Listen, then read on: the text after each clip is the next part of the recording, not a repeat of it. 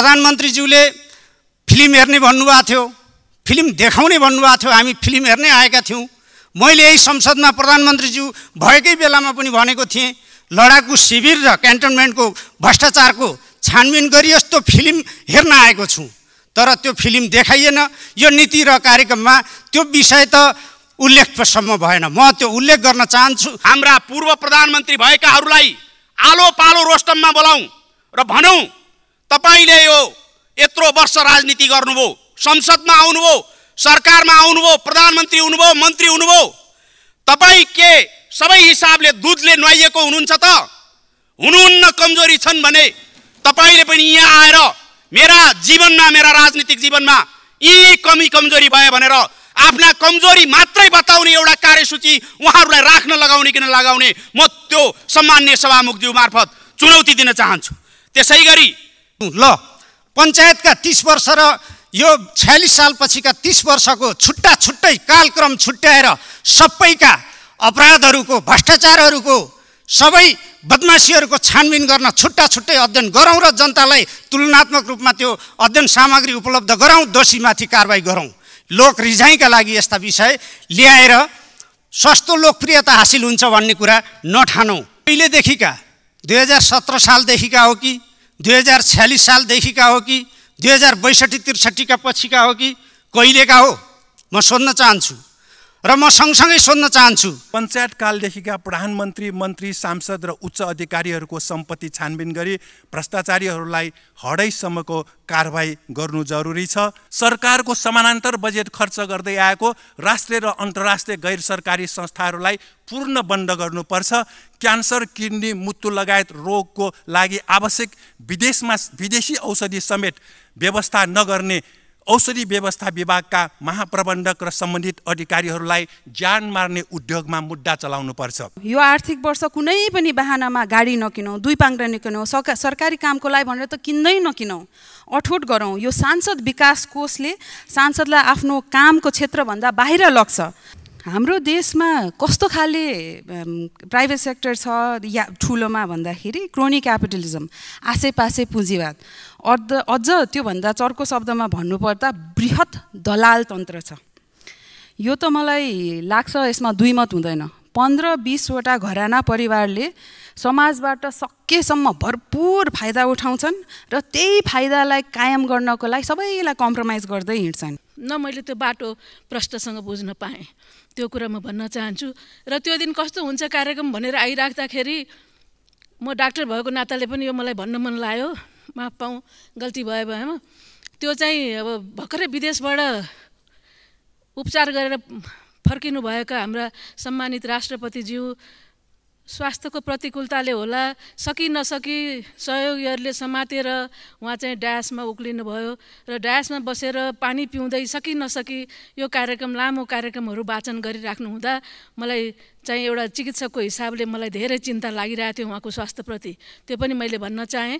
र त्यसमाथि पनि उहाँको मुख कस्तो देखिँदो रहेछ केही पर्ला कि भनेर चिकित्सकको नाताले हेरिराख्दाखेरि डायसमा यति फुल सजाइएको थियो कि राष्ट्रपतिज्यू, सभामुखज्यू, राष्ट्रिय सभाको अध्यक्षज्यू कसैको पनि अनुहार देख्न सक्ने अवस्था थिएन। त्यो आइटीको भाइहरूले नदेखाएको भए देख्न पनि पाइँदैन थियो होला, यति भन्न चाहन्छु। र सँगसँगै म नयाँ मान्छे भएको हुनाले पनि म भन्दछु कि यो 11 दिनको फरकमा आएको छ। हाम्रो अर्थमन्त्रीज्यूले पेश गर्नुभएको विनियोजन विधेयक र अहिले हाम्रो सम्मानित राष्ट्रपतिज्यूबाट वाचन भएको चाहिँ हाम्रो नीति र कार्यक्रमहरू।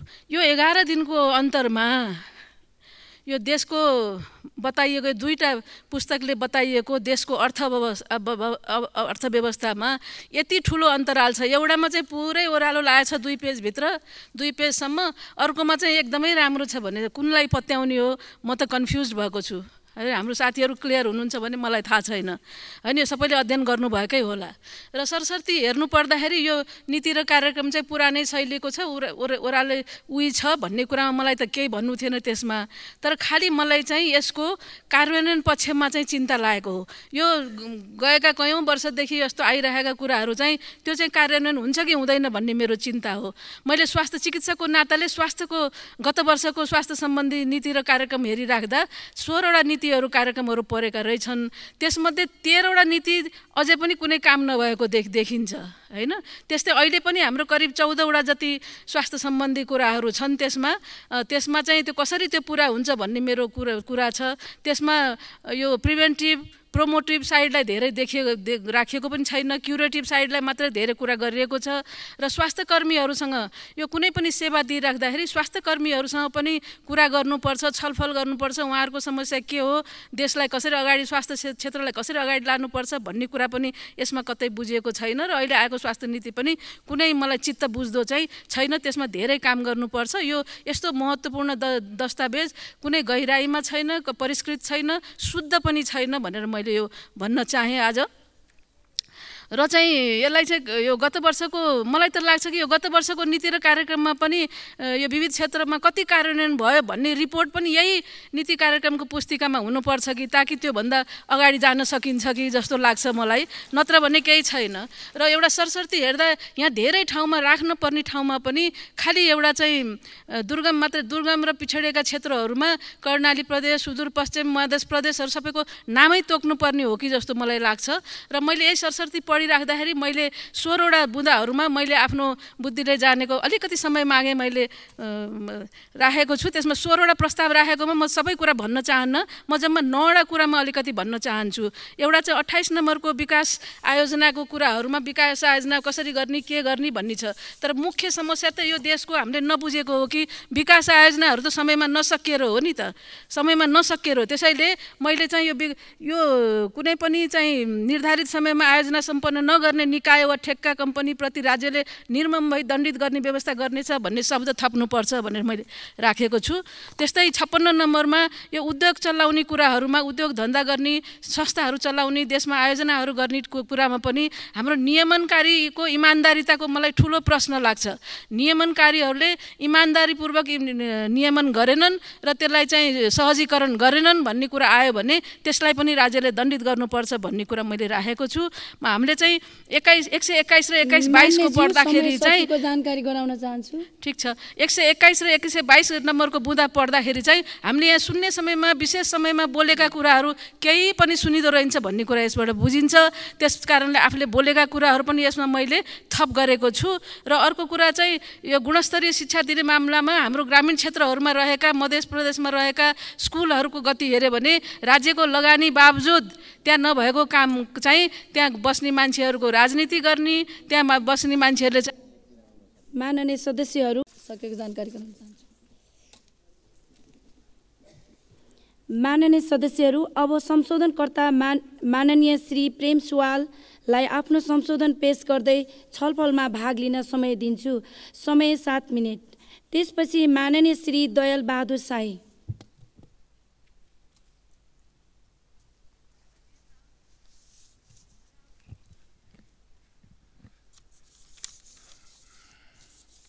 सभामुख महोदय, प्रजातन्त्रको लागि जेल बसेको दाबी गरेका सत्तापक्ष र प्रमुख विपक्षीले अन्य पार्टीलाई पनि पर्याप्त समय दिएर बोल्न दिने र सुन्ने गर्नु जरुरी छ। 34 वर्ष यता बहुदलीय व्यवस्थामा नेपाली कांग्रेसको 11, एमालेको 5, माओवादीको 4, अन्य 4 सरकारको नीति तथा कार्यक्रम सक्षम र विकल्प भएको भए देशको व्यापार खाता 20 खर्ब, सार्वजनिक ऋण 20 खर्ब, भारतबाट बिसाडी भएको तरकारी, दाल, चामल किन्नुपर्ने र 80 लाख युवा 171 देशमा सस्तो ज्यामी हुनुपर्ने थिएन। अर्थतन्त्र ध्वस्त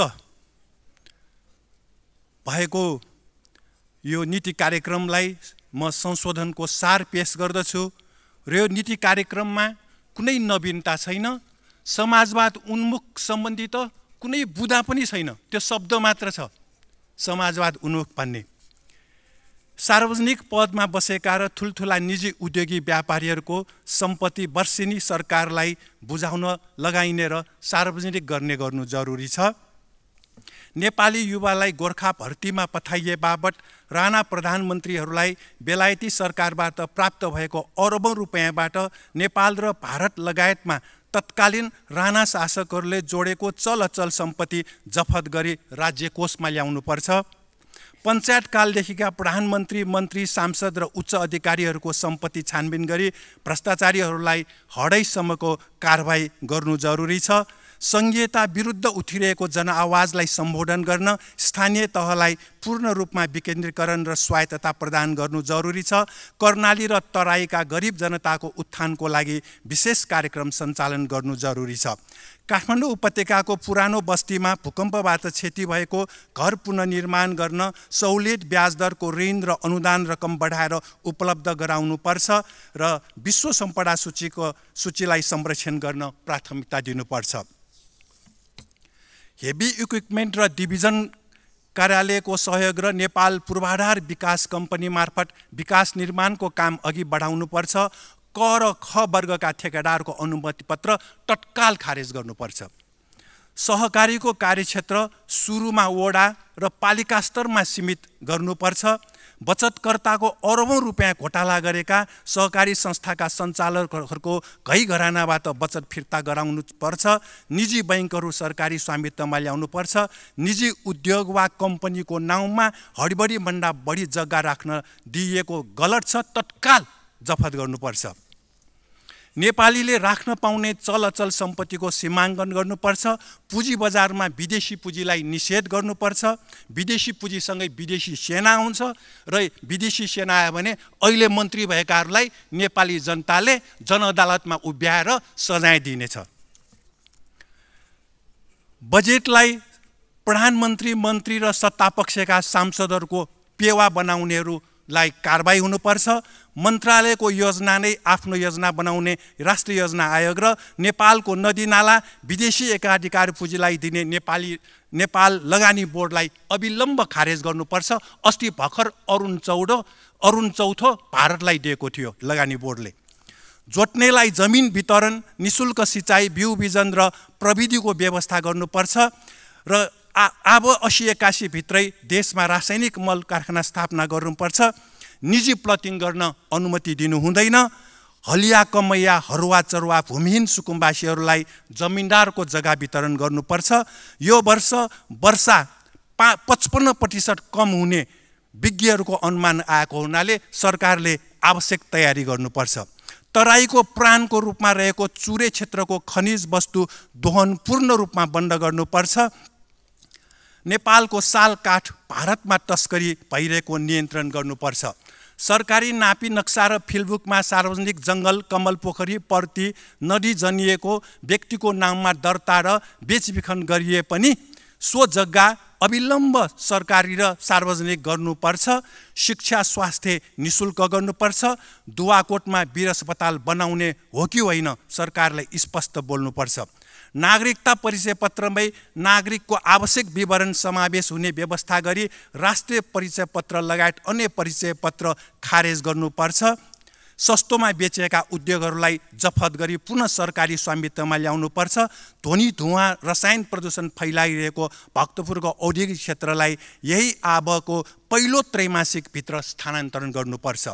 नेपालको ढुङ्गा खानीका ढुङ्गाहरू नेपाल भारत सीमा बन्द गर्न प्रयोग गर्नुपर्छ।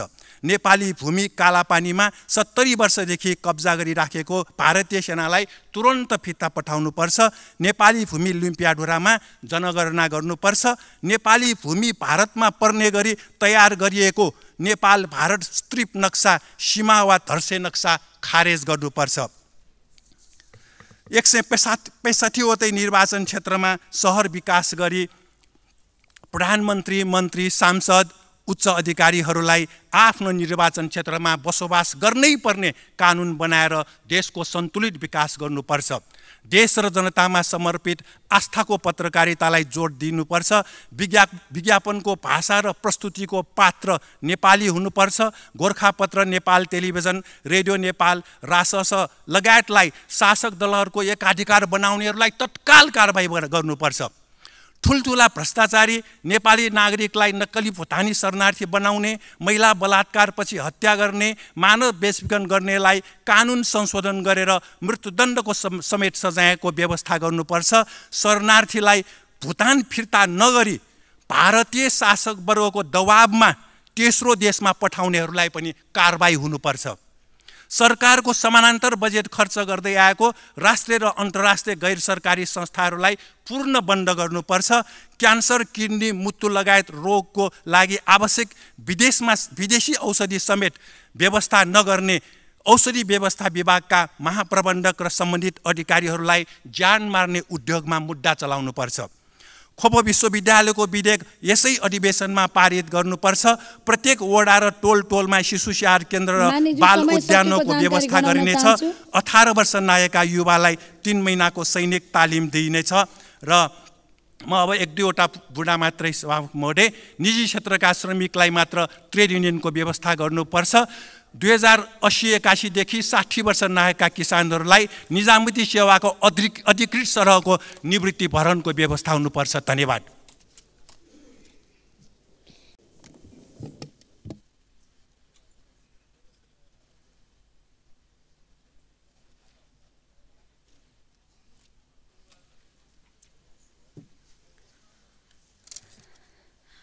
सम्मानीय सभामुख महोदय, नीति तथा कार्यक्रममा हिजो संशोधनहरू राखेँ। आज पनि छलफलमा भाग लिँदैछु। कतिवटा कुरा इन्कर्पोरेट हुन्छ, समावेश हुन्छ थाहा छैन, तर आफ्नो कर्तव्य र काम त इमान्दारीपूर्वक गर्नैपर्छ, गर्ने हो। आज पनि म सभामुख मार्फत यहाँ उपस्थित सबैलाई सम्झाउन चाहन्छु कार्यतालिकाको बारेमा, क्यालेन्डरको बारेमा, जुन यही सदनबाट हुन्न अथवा तटस्थ बसेर अनिवार्य गरिएन। त्यसैको प्रतिफल हो हतारमा लतारको नियति तथा कार्यक्रम। यदि तालिका अनिवार्य भएको भए अर्थ मन्त्रालय अन्तर्गत नै छ पेफा भन्ने सिस्टम, सार्वजनिक खर्च र वित्तीय उत्तरदायिक प्रणाली, जसले के भन्छ भन्दा 7 महिना अगावै बजेट टेबल हुनुपर्छ, बजेटमा छलफल हुनुपर्छ, छलफल चलाउनुपर्छ र सदनमा कम्तीमा 2 महिना अगाडि पेश हुन्थ्यो त्यसको खेसरा। अब अर्को पटक पनि चुनावमा जितेर आयो भने त्यति बेला चाहिँ नि यो क्यालेन्डर अनिवार्य गर्नुपर्छ भनेर चाहिँ नि मत दिनु होला भनेर म सभामुख मार्फत रिक्वेस्ट पनि गर्न चाहन्छु। हामी आयौँ भने त डेफिनेटली यो त यति चाहिँ गर्छौँ। हामीले यो सदनमा र यो नीति तथा कार्यक्रममा पनि भ्रष्टाचार विरुद्ध र सुशासनका नाराहरू पनि पढ्या छौँ, सुन्या छौँ, तर नीतिगत रूपमा हेर्ने हो भने चाहिँ त्यसमा एकदम सुस्त छ। सम्मानित सभामुख महोदय मार्फत म सोध्न चाहन्छु यहाँहरूलाई, के भ्रष्टाचारको सूचाङ्क त्यो ट्रान्सपेरेन्सी इन्टरनेसनलको करप्सन इन्डेक्स मात्रै हो त? अलिकति रचनात्मक भएर सोचौँ। यो सदनले फैसला गर्छ को भ्रष्टाचारी हो होइन भनेर गर्दैन। के कार्यपालिकाले गर्छ? त्यसले पनि गर्दैन। मिडियाले गर्छ? त्यसले पनि गर्दैन। गर्ने को त? गर्ने त न्यायपालिका हो। भनेपछि न्यायपालिकालाई चुस्त दुरुस्त गरे पो हामीले भ्रष्टाचार विरुद्धको फाइलहरू जति लग्छौँ त्यसमा फैसला हुन्छ। अब न्यायपालिकाको अलिकति अङ्कहरू हेरौँ है त। Disposal rate 48%। 2077-78 को वार्षिक प्रतिवेदन हेर्ने हो भने त्योभन्दा नयाँ आएकै छैन है। त्यसमा के देखिन्छ? फर्च्योटको प्रतिशत चाहिँ जम्मा 17%। भनेपछि 100वटा मुद्दामा जम्मा 17%, 17% मात्र फैसला हुने रहेछ। यो 2074-75 यो डबल 38 थियो। के हुँदैछ भनेपछि नीति तथा कार्यक्रमले यदि भ्रष्टाचार विरुद्ध साँच्चै नीति ल्याउने हो भने त न्यायपालिकामा चाहिने बजेट के हो हेर्नु पर्यो, न्यायाधीशहरूको नियुक्तिको अवस्था के छ हेर्नु पर्यो। जबसम्म न्यायपालिका बलियो हुँदैन हाम्रो राज्यप्रतिको विश्वास कमजोर हुँदै जान्छ र हाम्रो सुशासनको नारा केवल नारामा मात्रै सीमित रहन्छ। हामीसँग अर्को कुरा तथ्याङ्कहरू पनि छैन सभामुख महोदय। कतिवटा मुद्दाहरू चाहिँ नि सेटिङको मुद्दा हो। यहाँ त कति सुन्छौँ नि सेटिङको मुद्दा कमिसनको भनेर। कतिवटा मुद्दा छ थाहा छ हामीलाई? थाहा छैन, किनभने त्यसको हामी तथ्याङ्कै राख्दैनौँ। कतिवटा खरिद ऐनसँग जोडिएको मुद्दा छ, त्यो पनि हामीलाई थाहा छैन। कतिवटा क्याटलगमा नभइकन ठ्याक्क एउटा कम्पनी एउटा व्यक्तिलाई मात्र मिल्ने गरी स्पेसिफिकेसन बनाएर प्रोक्योर गर्छन्, खरिद गर्छौँ, त्यसको पनि छैन। कतिवटा कानुन परिवर्तन गरी खरिद गर्छ, त्यसको पनि तथ्याङ्कै छैन। अनि यस्तो पनि सिम्पल तथ्याङ्क नराख्ने हो भने हामीले सुशासनको नारा कसरी लाउन सक्छौँ? केसको आधारमा टेकेर लाउन सक्छौँ? सुशासन भनेको दुईटा कुरा हो। एउटा प्रणालीगत सुधार हो, परिणाममुखी प्रणालीमा सुधार हो। अर्को भनेको चाहिँ नि यो भ्रष्टाचार गर्ने आचरणलाई नियतमा राख्ने, कन्ट्रोलमा राख्ने हो। त्यसको लागि अलिकति रचनात्मक भएर सोच्नु पर्यो, अलिकति आउट अफ बक्सबाट सोच्नु पर्यो, युजर सेन्ट्रिक सोच्नु पर्यो। एउटा जनता, ब्याच नलागेको जनता, माननीय भनेर सम्बोधन नगरिने जनता, सोर्स पोस्ट लाउन नसक्ने जनताको नजरबाट हेऱ्यौँ भने चाहिँ नि आइडियाहरू चाहिँ आउँछ। त्यसको लागि मैले यो नीति मैले संशोधनमा पनि राखेको छु। त्यस्तो खालको डेटाबेस चाहियो अनि त्यो डेटाबेसकोमा टेकेर पोस्ट लेजिस्लेटिभ स्टडी गर्नु पर्यो। अब एउटा साधारण नागरिकको हिसाबले हेरौँ, एउटा साधारण नागरिकले म गाई पालेर व्यवसाय गर्छु भन्यो भने सोच्नुहोस्, 10 चोटि सोच्नुपर्छ। पहिला गाईको मोल कति हो, यो गाईलाई खुवाउने चारा कति हो, कति यावत कुरा सोचेर त्यसपछि बल्ल सावा ब्याज तिर्न पुग्छ कि पुग्दैन सोचिन्छ। सावा ब्याज मात्र तिरेर पुगेन, त्यसपछि त्यसमा मुनाफा हुन्छ कि हुँदैन सोचिन्छ। त्यसपछि बल्ल ऋण भए ऋण अथवा आफ्नो सुन बेचेर भए सुन बेचेर व्यवसाय गर्छ। अब हामी आफैलाई प्रश्न गरौँ, कतिवटा हाम्रो मेगा प्रोजेक्ट छ, अरबौँ होइन खरबौँको प्रोजेक्ट छ, जसमा हामीले यस्तो एउटा सिम्पल हिसाब पनि गरेका छैनौँ। निजगढ विमानस्थलको सावा ब्याज र त्यसबाट फाइदा लिन त्यहाँ कतिवटा उडान भर्नुपर्ने हो, कार्गो कति आउनुपर्ने हो, कतिवटा कम्पनीहरूले त्यहाँ ल्यान्ड गर्नुपर्ने हो, त्यो सभामुख महोदय त्यसको इकोनोमिक एनालिसिस मैले देखेको छैन। पोखरा र लुम्बिनी विमानस्थलमा यो त वित्तीय दुर्घटना भइरहेकै बिचमा फेरि निजगढ उछालिँदैछ। कसको लागि, के नियतले, यो प्रश्न सोध्नुपर्ने छ। म सभामुख मार्फत सबैलाई सम्झाउन पनि चाहन्छु, यो फास्ट ट्र्याक अरबौँको थियो, अब खरबौँमा पुगिसक्यो। यो खरबौँमा पुग्दाखेरि पनि जग्गा अधिग्रहण गरेको छैन भनेपछि यस्तो मेगा प्रोजेक्ट्सहरू त परिणाममुखी भएर सोच्नु पर्दैन। त्यसैले यो प्राइभेट सेक्टरमा चाहिँ नि एउटा कन्सेप्ट छ एम्पायर बिल्डिङ। हामीले यदि यहाँ राजनीतिमा पनि त्यही गर्यौँ भने चाहिँ नि जनतालाई चाहिँ एकदम ठुलो ऋणको भारी बोकाइरहेका हुन्छौँ है। यसमा हामी एकदम सचेत हुनुपर्छ। त्यसैले मेगा प्रोजेक्ट्सहरू चाहिँ नि परिणाममुखी छ कि छैन सोच्नुपर्छ। पुँजीगत खर्च भनेर मात्र हुँदैन है।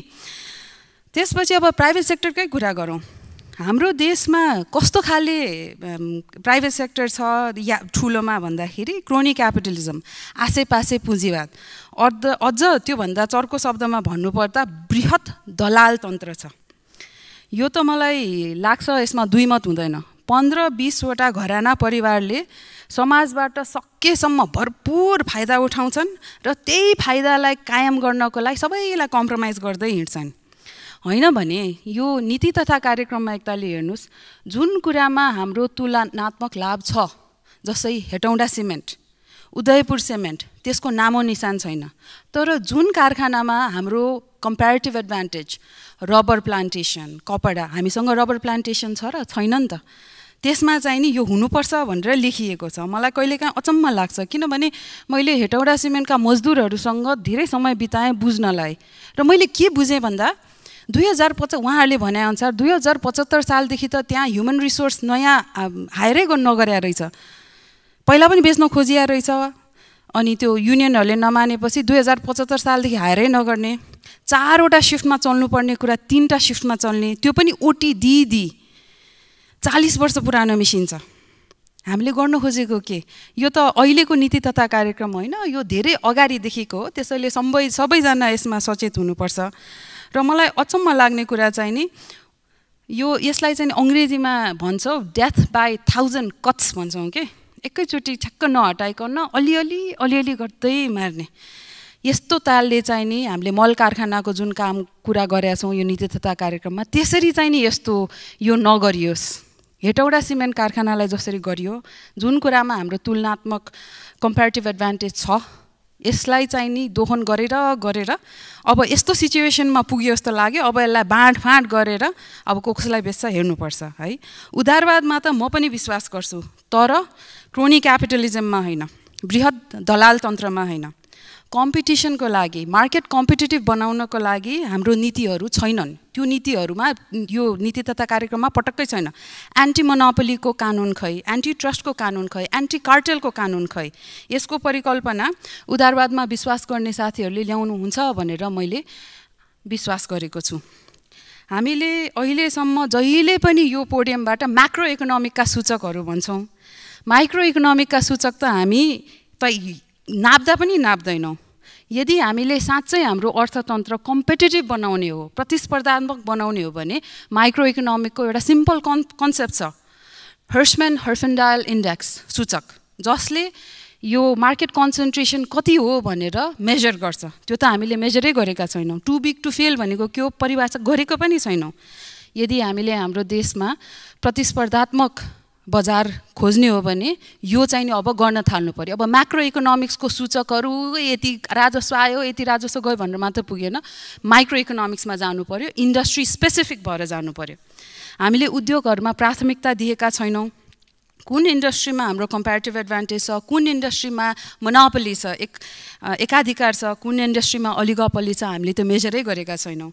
र कुन इन्डस्ट्रीलाई चाहिँ जोगाएर लानुपर्ने हो, इन्फेन्ट इन्डस्ट्री प्रोटेक्सन गरेर लानुपर्ने हो, त्यो पनि यो नीति तथा कार्यक्रममा समावेश गरिनु पर्यो।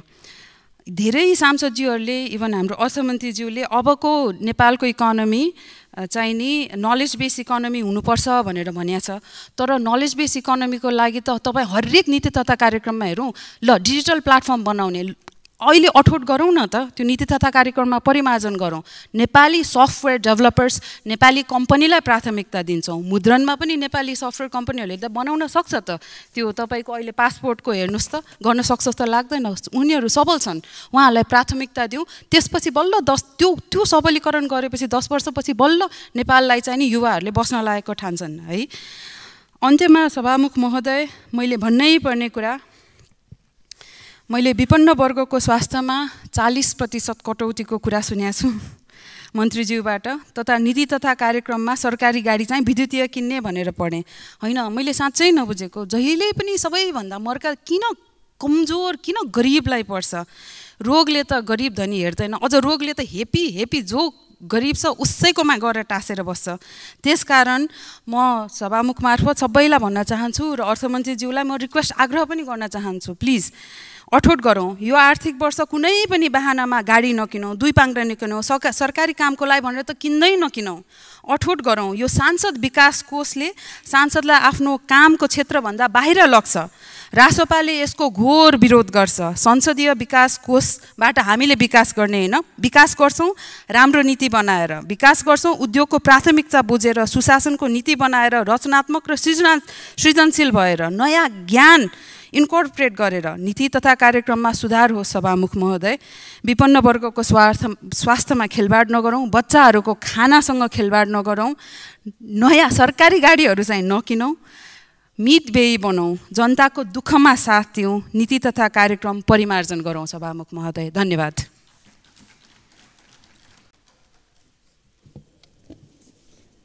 माननीय सदस्यहरू, अब संशोधनकर्ता माननीय श्री सूर्यबहादुर थापा छेत्रीलाई आफ्नो संशोधन पेश गर्दै छलफलमा भाग लिन समय दिन्छु। समय 10 मिनेट।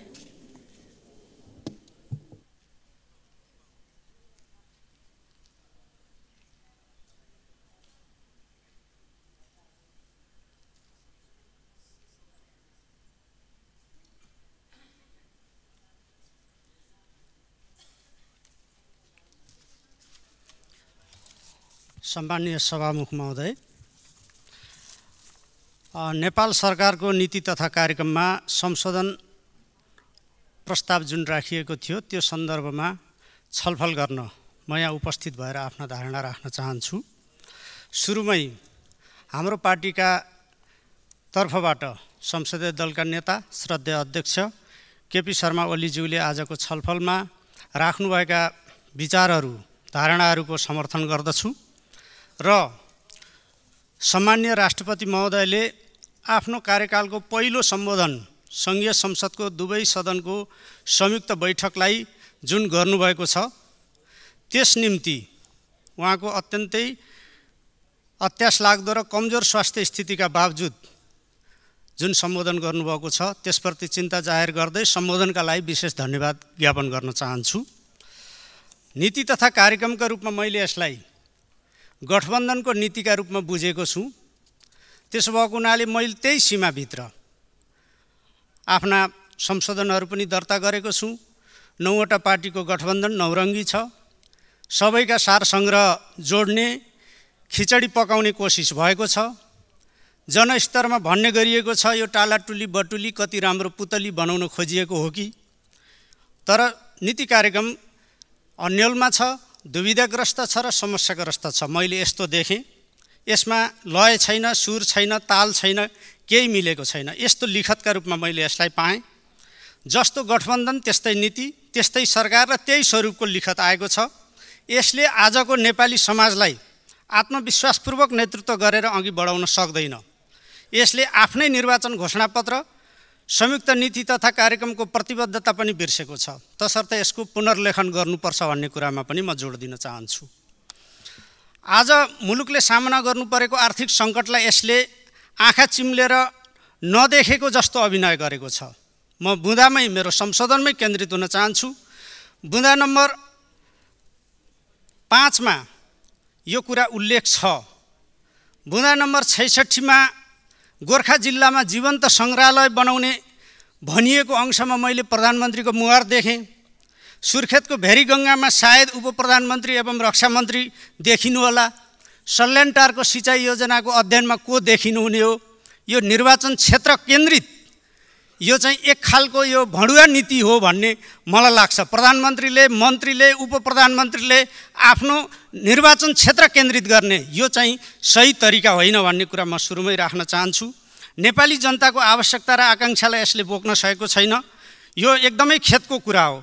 गत वर्षको नीति कार्यक्रमका जम्मा 80% बुँदाहरू कार्यान्वयन भएनन् भन्ने एउटा अध्ययनले देखाएको छ। त्यसको 20% माइलस्टोन मात्रै कार्यान्वयन भयो भनिएको छ। यो त्यस्तै प्रतिबद्धता र आश्वासनको एउटा खोक्रो पुलिन्दाका रूपमा आएको छ। वर्तमान सरकार गठनसँगै सरकारले लिएका नीतिगत तथा अन्य सुधारात्मक उपायको परिणामस्वरूप सबै क्षेत्रमा सकारात्मक नतिजा देखिन थालेको, प्राप्त उपलब्धिहरू उत्साहजनक रहेको, विधिको शासनको अनुभूतिसँगै लोकतन्त्रप्रति जनताको भरोसा बढेको जस्ता पदावलीहरू अत्यन्तै झुटमुटपूर्ण छन्। 100% नक्कली र तथ्यहीन छन्। के सकारात्मक तथ्य? प्रेमनाथ आचार्यले यही उत्साहको स्थितिमा आत्महत्या गर्नुभएको, अस्ति भर्खर मत्स्य गाउँमा आफ्नो श्रीमानको उपचार गराउन नसकेकी महिलाले घरभित्रै यही कारणले मट्टीतेल खनाएर पेट्रोल प्रयोग गरेर आत्महत्या गर्नुभएको हो। म यस विषयमा सरकारसँग यो झुटो दाबीका निम्ति कहाँ बहस गर्ने हो, बहसका निम्ति आह्वान गर्न चाहन्छु। टुडीखेलमा गर्ने हो कि खरीका रोक बुटमुनि बहस गर्ने हो कि म बहसका निम्ति आह्वान गर्न चाहन्छु। तथ्यसँग एक रत्ती मेल नखाने यस्तो भाषा शैली र झुटो दाबीले यो लिखत सुरुमै भ्रमपूर्ण बनेको छ। यसलाई देश आर्थिक मन्दीको चपेटामा परेर जर्जर अवस्थाबाट गुज्रिरहेको हुँदा यस्तो सङ्कटबाट निकास दिन ठोस र वस्तुपरक रूपमा अघि बढ्ने गरी यस्तो वाक्यांशले प्रतिस्थापन गर्नुपर्छ भन्ने कुरा मैले संशोधनमा राखेको छु। आर्थिक सामाजिक रूपान्तरणमा तीव्रता आउनुका साथै विकास निर्माणले गति लिन थालेको बुँदा नम्बर 7 पढ्दा मलाई नै हाँसो लाग्यो। यो अंशले अझ दिउँसै रात पार्ने कोसिस गरेको छ। म सोध्न चाहन्छु, के बुटोल नारायणगढ सडक खण्डको एकदम कछुवा गतिको निर्माण कार्यले गति लिएको छ? के धरहरा परिसरको बेसमेन्ट निर्माण पुरा भएको छ? मेलम्चीको खानेपानी वितरण पुरा भयो? सिक्टा सिँचाइ योजनाको काममा कति गति देखियो? के हो गति लिने भनेको? कुन राष्ट्रिय स्तरको गौरवको योजनामा त्यस्तो स्थिति र गति छ? हुलाकी राजमार्ग कति अगाडि बढ्यो? मदन भण्डारी राष्ट्रिय राजमार्ग वा कुन योजनामा गति छ? सर्वत्र गतिहीनता छ, मतिहीनता छ। यस्तो तथ्यमा आँखा चिम्लेर भ्रम फिजाउनुको उद्देश्य के हो म सोध्न चाहन्छु। तसर्थ यसलाई गठबन्धनको अभ्यासको थालनीदेखि अवरुद्ध हुन पुगेको विकास प्रक्रियालाई नयाँ ढङ्गले तीव्रता दिइनेछ भन्ने वाक्यांशले प्रतिस्थापन गर्न जोड दिन चाहन्छु। जनतालाई हाँकाहाँकी ढाँटेर यस्तो कुरा उल्लेख गरेकोमा म सरकारलाई जनता समक्ष माफी माग्न पनि ध्यान आकर्षण गर्न चाहन्छु। बुँदा नम्बर 57 मा आन्तरिक खपत र निर्यातबाट बचत हुने बिजुली सहुलियत दरमा उपलब्ध गराई उद्योगको प्रतिस्पर्धी क्षमता अभिवृद्धि गरिने भनिएको रहेछ। यस्तो उल्टो मती, यस्तो उल्टो विश्लेषण, उद्योगलाई चाहिने विद्युत चाहिँ उपलब्ध गराइसकेपछि बाँकी रहेको जनताको खपत र उद्योगलाई उपलब्ध गराइसकेपछि चाहिँ निर्यात गर्नुपर्ने होला नि। यो उल्टो जुन उल्लेख भएको छ सङ्गति मिलिएको छैन, यसलाई सच्याउनका निम्ति म जोड गर्न चाहन्छु। र बाँकी बिजुली निर्यात गर्ने गरी अगाडि बढ्ने कुरा त्यसपछि मात्रै आउँछ। बुँदा नम्बर 79 मा मेट्रो रेल, मोनोरेल तथा ट्राम निर्माण तथा सञ्चालनको अध्ययन गरिनेछ अरे। कति अध्ययन गरिरहने हो? 74 सालको निर्वाचनको सबैभन्दा महत्त्वपूर्ण चाहिँ दलहरूको प्रतिबद्धता, निर्वाचित भएका त्यतिखेरका स्थानीय निकायका उम्मेदवारहरूको चाहिँ प्रतिबद्धता, आश्वासन यो थियो। अध्ययन कहीँ भएको छैन। अहिले त विराटनगर गर्ने हो कि प्युठान गर्ने हो कि रुकुम गर्ने हो कि वा बुटोल गर्ने हो, कहीँ नमुनाको रूपमा ट्राम चलाउने ल्याकत राख्ने होला नि, त्यो गरेर देखाउने होला नि। त्यसो भएर यो निर्माण गरिनेछ, अध्ययन गरिनेछ भन्ने आश्वासन होइन, निर्माण थालनी गरिनेछ, निर्माण गरिनेछ, नमुनाको रूपमा सञ्चालन गरिनेछ भन्ने मुद्दा राख्न चाहन्छु। यसमा एउटा चाहिँ उच्च पदस्थ लगायत जो कहिले गैर कानुनी रूपमा आर्जन गरेको सम्पत्तिलाई छानबिन गर्ने दायरामा ल्याउने, छानबिनको दायरामा ल्याउने भनिएको छ बुँदा नम्बर 179 मा। कहिलेदेखिका 2017 सालदेखिका हो कि 2046 सालदेखिका हो कि 2062-63 का पछिका हो कि कहिलेका हो, म सोध्न चाहन्छु। र म सँगसँगै सोध्न चाहन्छु, यही सरकारको तर्फबाट यो प्रतिनिधि सभामा प्रस्तुत एउटा विधेयकमा 5 वर्षपछि भ्रष्टाचार गरेको विषयमा छानबिन नगर्ने भन्ने एउटा विधेयक दर्ता भएको छ। त्यो विधेयकको र यो विषयको सङ्गति कहाँ मिल्छ? यो लोकरिजाइका लागि यो खालको चाहिँ उल्लेख किन गरिएको म सोध्न चाहन्छु। र म त यसमा स्पष्ट भन्न चाहन्छु, मैले कैयौँ मान्यज्यूहरूका धारणा पनि सुनेको छु। ल, पञ्चायतका 30 वर्ष र यो 46 सालपछिका 30 वर्षको छुट्टा छुट्टै कालक्रम छुट्याएर सबैका अपराधहरूको, भ्रष्टाचारहरूको, सबै बदमासीहरूको छानबिन गर्न छुट्टा छुट्टै अध्ययन गरौँ र जनतालाई तुलनात्मक रूपमा त्यो अध्ययन सामग्री उपलब्ध गराउँ, दोषीमाथि कारबाही गरौँ। लोक रिझाइका लागि यस्ता विषय ल्याएर सस्तो लोकप्रियता हासिल हुन्छ भन्ने कुरा नठानौँ। म यो कुरा राख्न चाहन्छु। र मैले संशोधनमा अर्को पनि सँगसँगै उल्लेख गरेको छु। प्रधानमन्त्रीज्यूले फिल्म हेर्ने भन्नुभएको थियो, फिल्म देखाउने भन्नुभएको थियो, हामी फिल्म हेर्नै आएका थियौँ।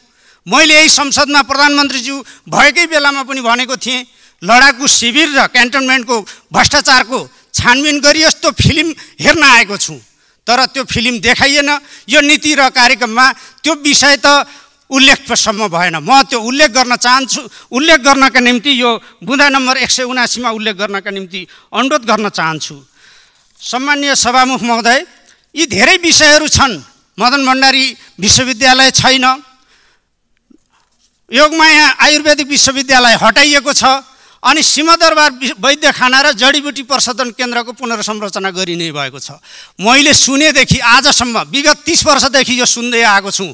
पुनर्संरचना गर्ने चाहिँ यो के भनेको?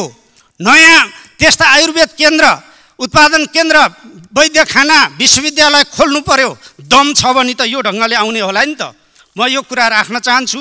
र म अन्तिममा के भन्न चाहन्छु भने यो नीति तथा कार्यक्रम यही रूपमा अगाडि बढेर यो देशले यो आवधिक निर्वाचन, दोस्रो आवधिक निर्वाचन पछि जुन एउटा आशाको सन्देश प्रवाह गर्नुपर्ने हो त्यो गराउन सक्ने यसले हैसियत राख्दैन, ल्याकत राख्दैन।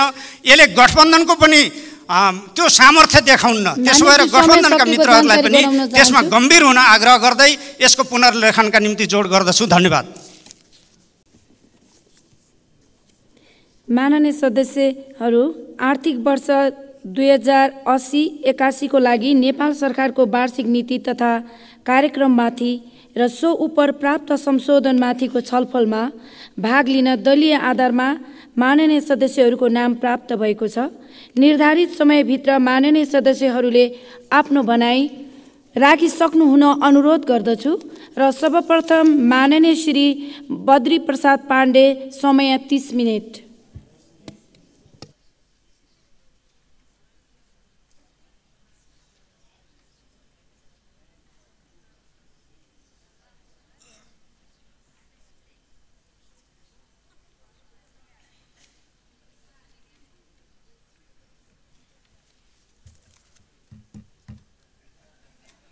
सम्मान्य सभामुखज्यू, हामी सम्मान्य राष्ट्रपति रामचन्द्र पौडेलज्यूबाट सम्बोधनका रूपमा प्रस्तुत नेपाल सरकारको नीति र कार्यक्रममाथि छलफल गरिरहेका छौँ। 20 जना संशोधनकर्ताले समेत छलफलमा भाग लिनुभएको छ। आफ्नो संशोधनको प्रस्तावमाथि आफ्ना जिकिरहरू, आफ्ना दाबीहरू प्रस्तुत गर्नुभएको छ। मैले संसदभित्रको छलफललाई निकै रचनात्मक र परिणाममुखी हुने कुरामा विश्वास व्यक्त गर्न चाहन्छु। विशेष गरी प्रस्ताव प्रस्तुत गर्नुहुने, छलफलका लागि प्रस्ताव प्रस्तुत गर्नुहुने सम्माननीय प्रधानमन्त्रीपछि संशोधनकर्ताहरू 20 जना र बिचैमा प्रतिपक्षी दलका नेता पूर्व प्रधानमन्त्री सम्माननीय केपी शर्मा ओलीले आफ्नो मन्तव्य राख्नुभएको छ र मलाई यो सम्माननीय सभामुखज्यू मार्फत के सुझाव दिन मन छ भने यसको सङ्गति के हुन्थ्यो होला भने सुरुमा प्रधानमन्त्रीले छलफलका लागि प्रस्ताव प्रस्तुत गर्नुहुन्थ्यो, त्यसपछि संशोधनकर्ता मान्य सदस्यहरूले आफ्नो संशोधनहरूमाथि दाबी प्रस्तुत गर्नुपर्थ्यो। मलाई राम्रो गरी के थाहा छ भने प्रमुख प्रतिपक्षी दलको नेताले जुनसुकै समयमा पनि बोल्नका लागि समय पाउनुहुन्छ र जति बोल्न सक्ने हो बोल्न पाउनुहुन्छ।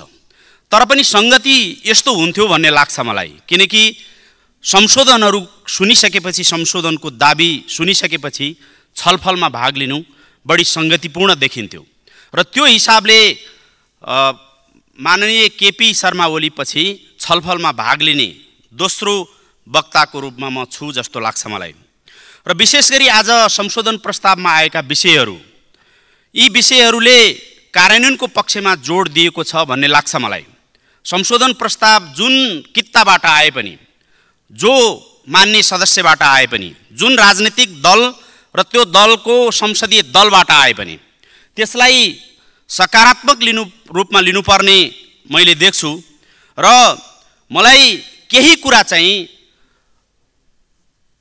प्रमुख प्रतिपक्षी दलका नेताले बोल्नुभएका कुरासँग प्रत्यक्ष सरोकार राख्ने र ध्यानाकर्षण हुने विषयहरू छन्।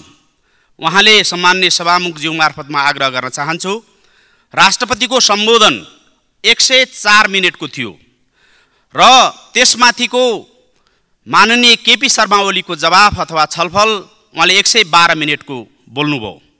112 मिनट उहाँले बोलिरहँदा मलाई के लागेको थियो भने धेरै कुरा सिकौँला, किनभने 48 सालपछि सांसद भइरहेको व्यक्ति जसले संसदीय अभ्यास बुझ्नु भएको छ, हामीलाई दीक्षित गर्नुहोला, हामीलाई प्रशिक्षित गर्नुहोला, मलाई त्यस्तो लागेको थियो। तर मैले भन्नै पर्छ, बरु सुन्ने समयमा 1 मिनटमा बोल्ने माननीय ईश्वरी घरती मगरले सुन्ने समयमा दुवै खुट्टा गुमाएका र कृत्रिम खुट्टा जडान गरेका हरिबहादुर बुढा मगरले सगरमाथा चढेको गौरव बडो शानदार र कलात्मक ढङ्गले प्रस्तुत गर्नुभयो। त्यो 1 मिनट मेरो लागि मात्रै होइन, सुन्नेहरूका लागि धेरै लाभदायी भयो होला भन्ने ठान्छु म। यो संसद वास्तवमै सिक्ने र सिकाउने थलो पनि हो, पुरानाहरूले सिकाउनु पर्छ। सायद भर्खरै सम्माननीय संविधान सभाको अध्यक्ष यहाँबाट निस्किनु भयो, उहाँ भएको भए म उहाँलाई साक्षी राखेर भन्थेँ, किन पूर्व प्रधानमन्त्रीहरूलाई समयको पाबन्दी छैन, किन प्रमुख प्रतिपक्षी दलको नेतालाई समयको पाबन्दी छैन, किन छैन भने उहाँहरूले भनेका कुराबाट अरू नयाँ सांसदहरूले सिक्न सक्छन् भनेर सायद समयको पाबन्दी नगरिएको होला। हामीले गाउँघरमा एउटा उखान सुन्छौँ, आगो ताप्नु मुढाको, कुरा सुन्नु बुढाको। त्यो हिसाबले मुढाबाट तापिएको आगो स्वस्थकर हुन्छ भन्ने होला। बुढाका कुराहरू उपदेशमा आधारित, केही संस्कारमा आधारित, केही संस्कृतिमा आधारित र केही सभ्यतामा आधारित हुन्छन् भनेर सायद भनिएको होला। बरु मलाई म गौरवका साथ भन्न चाहन्छु, जम्मा 5 मिनट संशोधन प्रस्तावमा बोल्ने माननीय शोभिता गौतमले एउटा रचनात्मक प्रतिपक्षको भूमिकामा आफू भएको दाबी गर्दै निकै राम्रो गरी यो नीति तथा कार्यक्रमलाई समृद्ध बनाउने गरी, सुदृढ गराउने गरी बोल्नुभयो। त्यसैले हामीले म विनम्रताका साथ सम्माननीय सभामुखज्यूलाई आग्रह गर्न चाहन्छु, सभामुखज्यू मार्फत आग्रह गर्न चाहन्छु, हामीले एकपटक सोच्नुपर्ने हो कि पूर्व प्रधानमन्त्री भएका व्यक्तिहरूलाई मागे जति समय दिनुको सट्टा बरु भर्खरै सांसद भएर आएका व्यक्तिहरू जो संसदमा नयाँ हुनुहुन्छ, निशा डाँगी सबैभन्दा कान्छो सांसद हुनुहुन्छ, त्यसै गरी अरू त्यही उमेर समूहका योगेश गौचन थकाली हुनुहुन्छ, महेश बर्तौला हुनुहुन्छ, छिरिङ लामा हुनुहुन्छ। उहाँहरूले बरु समय पर्याप्त पाएदेखि राम्रो बोल्नुहुन्थ्यो कि आग्रह र पूर्वाग्रहबाट मुक्त भएर, इगो र कुण्ठाबाट मुक्त भएर यो सम्मानित सदनलाई एउटा गति दिनुहुन्थ्यो कि नेपालको राजनीतिलाई एउटा संस्कार र संस्कृति दिनुहुन्थ्यो कि हामीले त्यो पनि पुनर्विचार गर्नुपर्ने र समीक्षा गर्नुपर्ने विषय हो जस्तो मलाई लाग्छ। मैले आज सुनिरहँदा मलाई त्यो अनुभूति भएको छ। म आग्रह गर्न चाहन्छु, हाम्रो 48 सालदेखि नै सांसद भएको त्यस्तो व्यक्तित्वले नीति तथा कार्यक्रमको पुनर्लेखनको कुरा गर्नुभएको छ। मैले सुन्नमा गल्ती गरेँ कि मलाई थाहा छैन। यो नीति तथा कार्यक्रम सरकारले प्रस्तुत गर्छ, सरकारसँग बहुमत हुन्छ। सरकारसँग बहुमत भएका बेलासम्म नीति तथा कार्यक्रमको पुनर्लेखन गर्ने संसदीय परिपाटी छैन। पुनर्लेखन मात्रै होइन, यसको कुनै कुरा पनि सचिँदैन। त्यो संसदीय अभ्यास हो।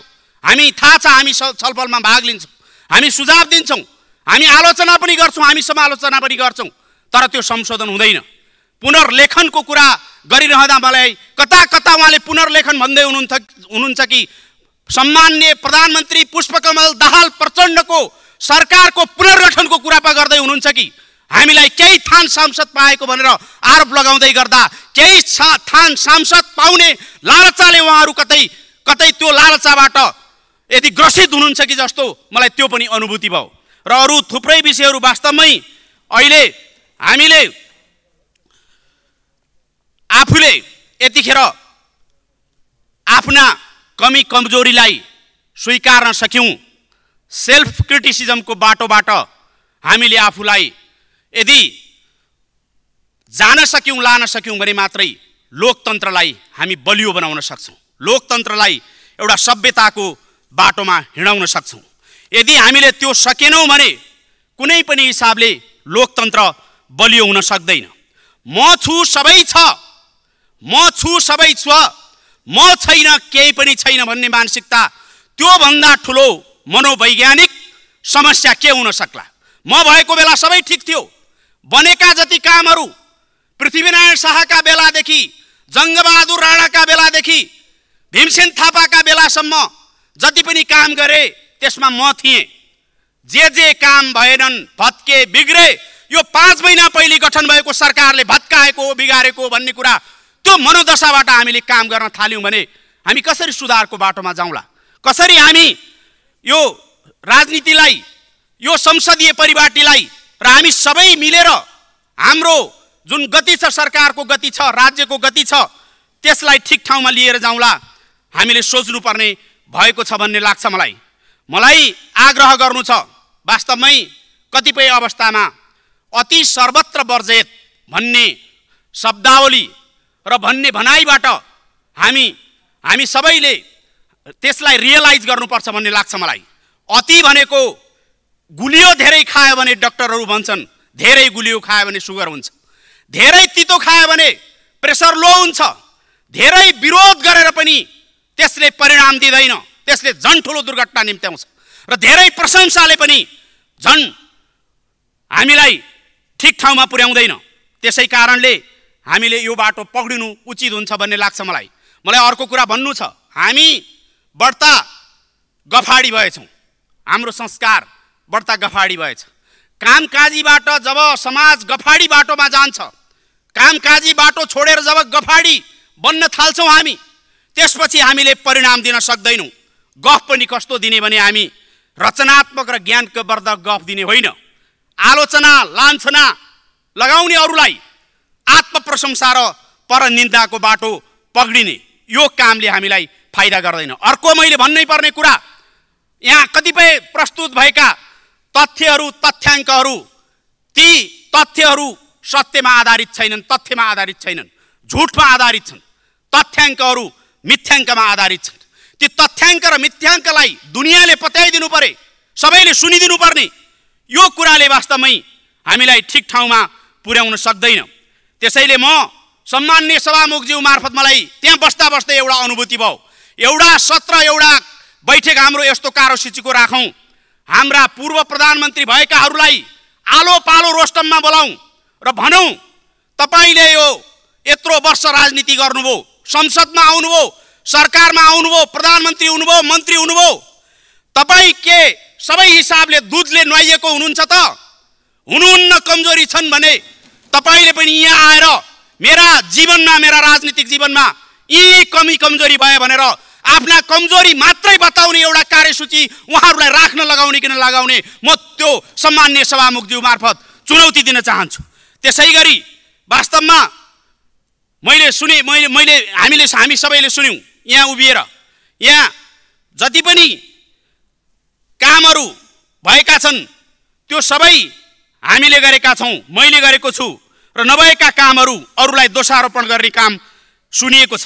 त्यसैले यो कुरामा म सम्मानित सदनलाई विनम्रताका साथ आग्रह गर्न चाहन्छु, हामीले सही बाटो पक्ड्यौँ, एउटा ज्ञानको बाटो, एउटा विजडमको बाटो, एउटा रेसनलको बाटो, एउटा तथ्य र तर्कमा आधारित बाटो र हामीले मेरो आलोचना मैले गर्न सक्ने नीति तथा कार्यक्रममाथि छलफल गर्दै गर्दा मैले पनि यहाँ उभिएर सत्तापक्षको सांसदले यी कमी कमजोरी भए भनेर भन्न सक्ने बाटो, प्रतिपक्षीको सांसदले बोल्न आउँदा पनि यो पक्ष राम्रो छ, यो पक्षमा सुधार गर्नुपर्छ भन्ने बाटो, यो बाटो पक्डिनुपर्ने अहिलेको आवश्यकता हो भन्ने लाग्छ।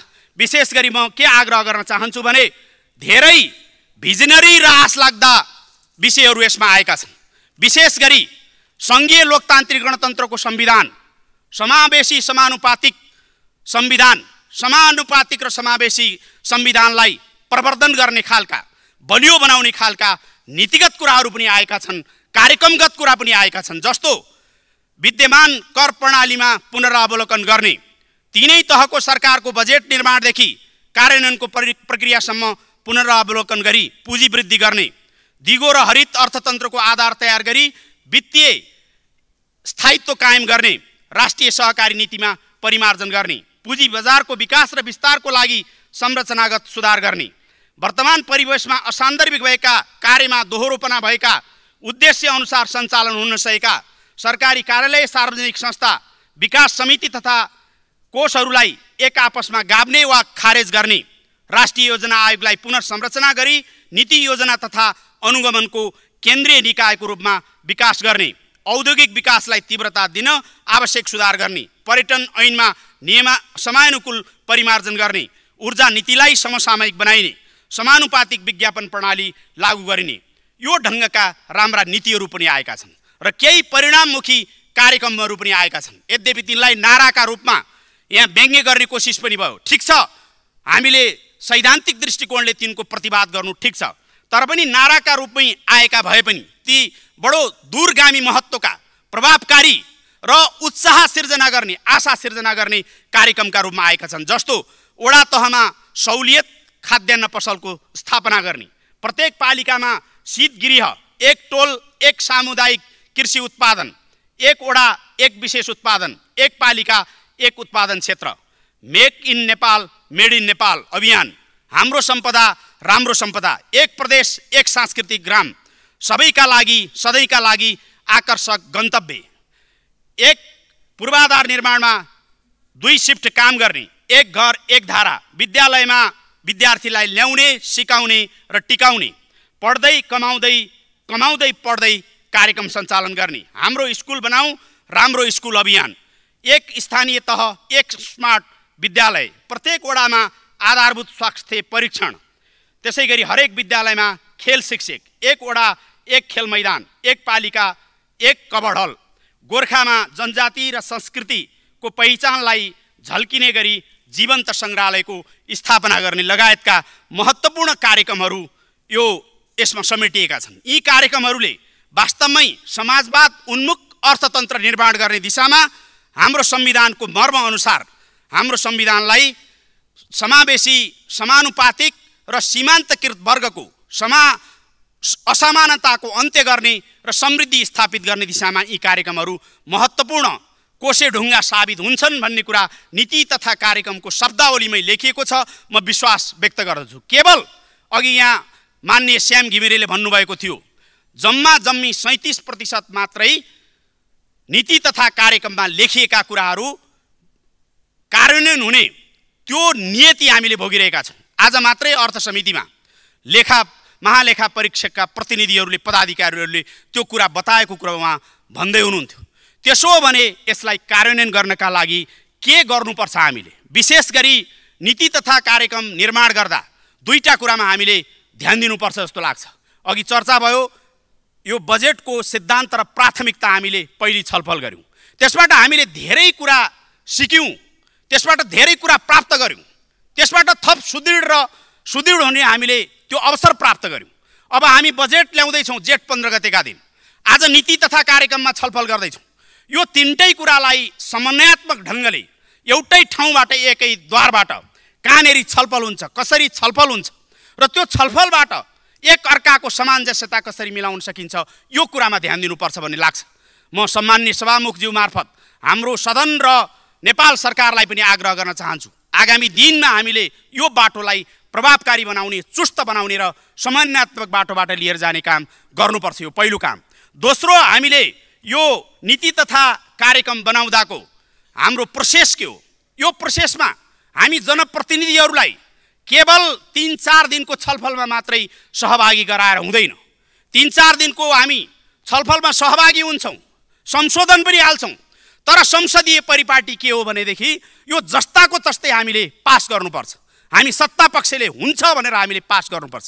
त्यसैले यो नीति तथा कार्यक्रम निर्माणको प्रक्रियालाई हामीले अलि पहिल्यै फागुनबाटै चैतबाटै नीति तथा कार्यक्रम बनाउने कुरामा हाम्रा समितिहरूलाई सक्रिय गराउने, हाम्रो सदनलाई सक्रिय गराउने र हामीलाई विभिन्न माध्यमबाट जनप्रतिनिधिहरूलाई यो निर्माणमा योगदान गर्ने, हाम्रा नीति तथा कार्यक्रमसँग सम्बन्धित सुझावहरूलाई समेट्ने त्यो बाटो लिनु उचित हुन्छ भन्ने लाग्छ मलाई। पहिलो कुरा। दोस्रो कुरा, यसको कार्यान्वयनको पाटो जुन थुप्रै माननीय सदस्यहरूले चिन्ता व्यक्त गर्नुभएको छ, चिन्ता व्यक्त गरेर संशोधनमा हाल्नुभएको छ। यसलाई कार्यान्वयन हिजोका दिनमा केवल त्यति 37% मात्रै भयो भने 63% त कार्यान्वयन भएको छैन। अझ कतिपय सांसदहरूले 20% मात्रै कार्यान्वयन भएको कुरा पनि भन्दै हुनुहुन्थ्यो। त्यसो हो भने आगामी दिनमा नीति तथा कार्यक्रम त बन्यो, यसलाई कार्यान्वयन गर्नका लागि मुख्य गरी राजनीतिक नेतृत्वको सङ्कल्प, त्यो सङ्कल्पको आवश्यकता हुन्छ। हाम्रो सङ्कल्प के हो? त्यो सङ्कल्प अनुसारको कार्यान्वयनका लागि आवश्यक पर्ने कानुनहरू के हुन् र त्यो कानुन अनुसारका निर्माण हुनुपर्ने संरचनाहरू के हुन्, त्यसमा पनि हामीले विशेष ध्यान दिनुपर्छ भन्ने मलाई लाग्छ। र विशेष गरी केही कुराहरू निकै उत्साहपूर्ण किसिमले आएका छन्। हामी बुँदा नम्बर 11 मा आएको एउटा विषयबाट हामी निकै उत्साहित छौँ। हामी मानव विकास सूचकाङ्कमा पछाडि परेका जिल्लाका सांसदहरू भेला भएर हामीले प्रधानमन्त्रीज्यू मार्फत मानव विकास सूचकाङ्कमा भएका 10 जिल्ला, कम्तीमा पनि यसपटक 10 जिल्लालाई, बटम 10 लाई विशेष प्राथमिकता दिनुपर्छ। हामीले एक प्रकारले उहाँलाई भेट्ने र अभियान चलाउने नै गरेका थियौँ।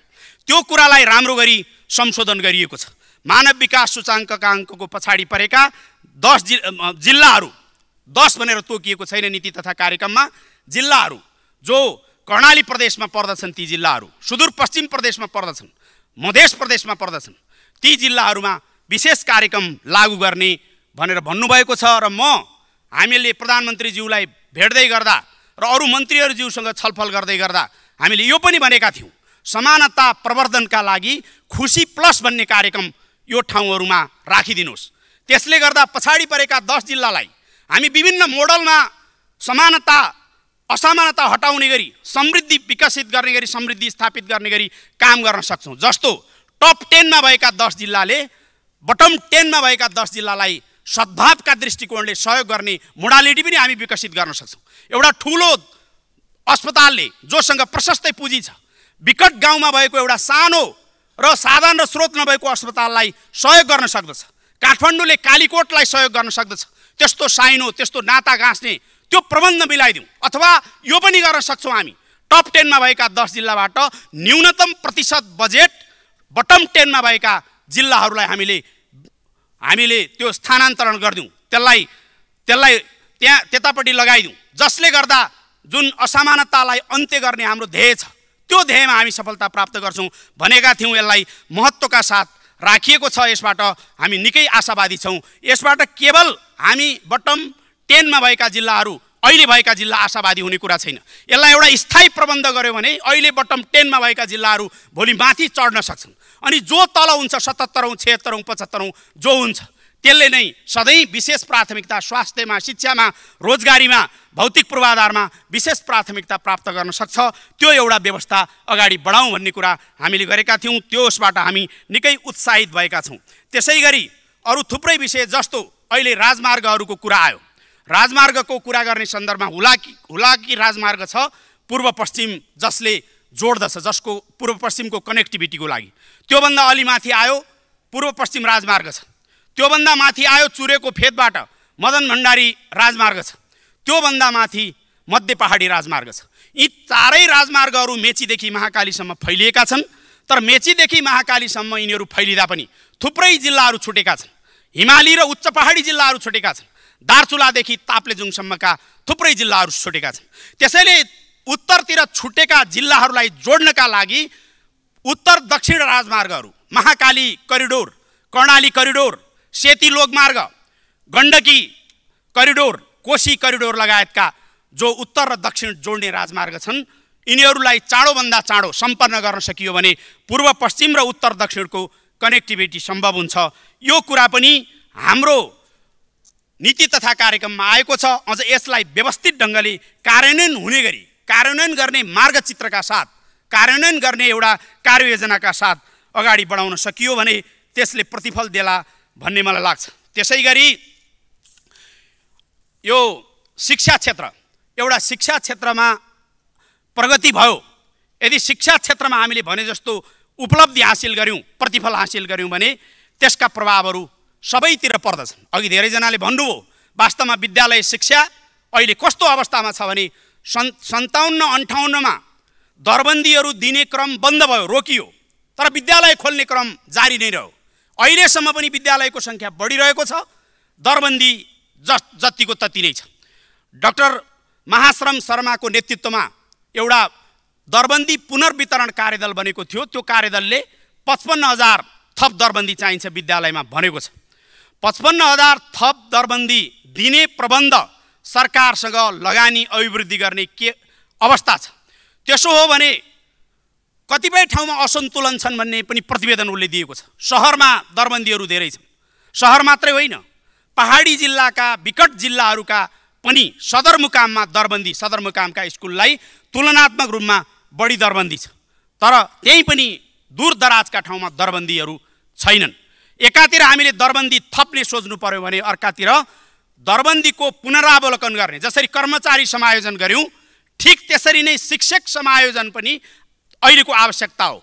होइन भने एउटा पनि माविको दरबन्दी नभएका स्कुलहरू माध्यमिक विद्यालय तह चलाइरहेका छन्। त्यसरी विद्यालय चलाउनुको परिणाम के हुन्छ भने अभिभावकले मेरै गाउँको विद्यालयमा मेरो छोराछोरी पढिरहेको छ भन्ने इगो त उसले राख्ला, त्यो दम्भ अथवा त्यो आत्मगौरव त गर्ला, तर विद्यार्थीको भविष्य नाजुक हुन्छ। त्यसैले हामीले गम्भीरतापूर्वक सोच्नुपर्नेछ। त्यसै गरी उच्च शिक्षा पनि यो नीति तथा कार्यक्रममा उच्च शिक्षाका लागि एउटा उच्च स्तरीय आयोग गठन गर्ने भनिएको छ। पहिल्यै गठन भएको आयोगको प्रतिवेदन सार्वजनिक भएको छैन अझै पनि। त्यो आयोगको प्रतिवेदन किन सार्वजनिक भएको छैन र अब बन्ने आयोगले कस्तो प्रतिवेदन तयार गर्ने हो त्यो कुरामा पनि हामीले सोच्नुपर्ने छ एकातिर भने। अर्कोतिर प्राध्यापकहरू पनि केन्द्रमा, काठमाडौँको केन्द्रीय क्याम्पसमा, किर्तिपुरको केन्द्रीय क्याम्पसमा कतिपय प्राध्यापकले महिनौसम्म पनि एउटा पिरियड पढाउनु पर्ने उनीहरूको पालो आउँदैन। म के आग्रह गर्न चाहन्छु भने यो प्राध्यापक समायोजनको काम पनि हामी केही समय गरिदिउँ। यहाँ पढाउँदै गरेका प्राध्यापक डाक्टरहरू जसले पढाउनै पर्दैन, उहाँहरू विकट गाउँका क्याम्पसहरूमा गएर 6 महिना वर्ष दिन मात्रै बसिदिनु भयो भने उहाँहरूले विद्यार्थीलाई पनि पढाउनुहुन्छ, उहाँहरूले त्यहाँका टिचरलाई पनि पढाउनुहुन्छ। एउटा प्राध्यापक डाक्टर विकट गाउँको क्याम्पसमा गएर केही समय बसिदियो भने पनि त्यहाँ उच्च शिक्षालाई ठुलो योगदान गरेर फर्किन्छ। यो किसिमले पनि सोच्नुपर्छ भन्ने लाग्छ। अर्को, पञ्चायत कालमै भएका सबै काम नराम्रा भन्न मिल्दैन। राष्ट्रिय सेवा विकास कार्यक्रम थियो जसमा यहाँ कतिपय हाम्रो सिनियर मान्य सदस्यहरू त्यसमा सहभागी पनि हुनुभएको होला। एमए पास गर्ने प्रत्येक स्नातकोत्तर गर्ने प्रत्येक विद्यार्थी 10 महिनाको करिब 1 वर्षको भिलेज प्रोफाइलको एउटा पत्र पढ्नका लागि ऊ गाउँ जान्थ्यो। त्यो राष्ट्रिय विकास सेवा कार्यक्रमलाई हामीले पुनर्स्थापित गर्दियौँ, जसले गर्दा फेरि सञ्चालन गर्दियौँ, जसले गर्दा स्नातकोत्तर गर्दै गरेका प्रत्येक विद्यार्थीहरू जसले गाउँ जान्छन् गाउँ बुझेर आउँछ। अझ सम्भव हुन्छ भने पूर्वको विद्यार्थीलाई पश्चिम, पश्चिमको विद्यार्थीलाई पूर्व, तराईको विद्यार्थीलाई पहाड, पहाडको विद्यार्थीलाई तराई, त्यसरी पठाउन सक्यौँ भनेदेखि उसले देश बुझेर पनि आउँछ। विद्यालयमा विषयगत शिक्षक नपाएका विद्यार्थीहरूले न्याय पाउँछन्, उचित शिक्षा पाउँछन्। त्यो ढङ्गले पनि सोच्ने गरी यहाँ विषयहरू आएका छन्। यी विषयलाई यो मार्गचित्रका साथ अगाडि बढाउँ, कार्यान्वयनमुखी दिशामा लिएर जाउँ भन्ने मलाई लाग्छ। त्यसै गरी थुप्रै विषयहरू जस्तो कृषिको क्षेत्रमा रैथाने बालीको प्रवर्धनको विषय पनि आएको छ। रैथाने बालीको प्रवर्धन जसमा रोजगारी सिर्जना गर्ने, युवाहरूलाई त्यो रोजगारीतिर आकर्षित गर्ने।